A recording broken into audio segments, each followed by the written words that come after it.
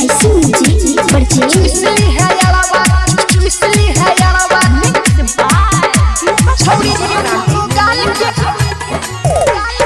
तनी तनी हंसता राई राई राई राई राई राई राई तनी तनी हंसता छोड़ी है न माल के चुसली है यारवा चुसली है यारवा छोड़ी के होठा लाल के चुसली है यारवा छोड़ी के होठा लाल के चुसली है यारवा तनी तनी हंसता राई राई राई राई राई राई राई तनी तनी हंसता छोड़ी है न माल के चुमली है भैयावा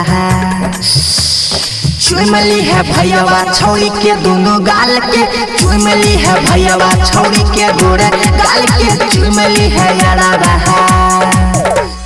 चुसली है यारवा चुसली है यारवा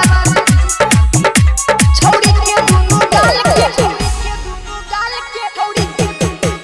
छोड़ी के दोनों गाल के चुसली है यारवा चुसली छोड़ी के दोनों गाल के चुम्मा जदी मांगब त छोड़ी नी तराई तो जोड़ा जबरदस्ती में टांगा छितनाई तो अरे भैया बाबाल के छोड़े चुम्मा जदी मांगब त छोड़ी नी तराई तो जोड़ा जबरदस्ती में टांगा छितनाई तो कुछो जदी बोलबे त राई राई राई राई राई राई राई कुछो जदी बोलबे त कहताऊ न माई के चुसली है यारवा चुसली है यारवा छोड़ी के दोनों गाल के चुमली है यारवा छोड़ी के दोनों गाल के चुसली है यारवा चुसली है यारवा चुसली है यारवा छोड़ी के दोनों गाल के छोड़ी के दोनों गाल के चुसली है यारवा चुसली है यारवा दोनों गाल के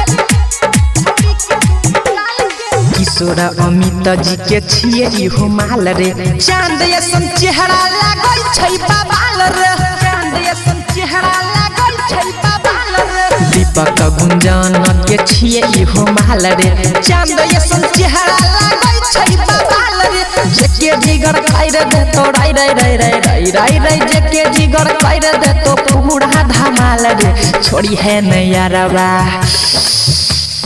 चुसली है यारवा छोड़ी के होठा लाल के चुमली है यारवा छोड़ी के गोरे गाल के चुमली है भैयावा बड़गाही भाई छोड़ना नहीं। LIC music recording studio Triveniganj Supaul.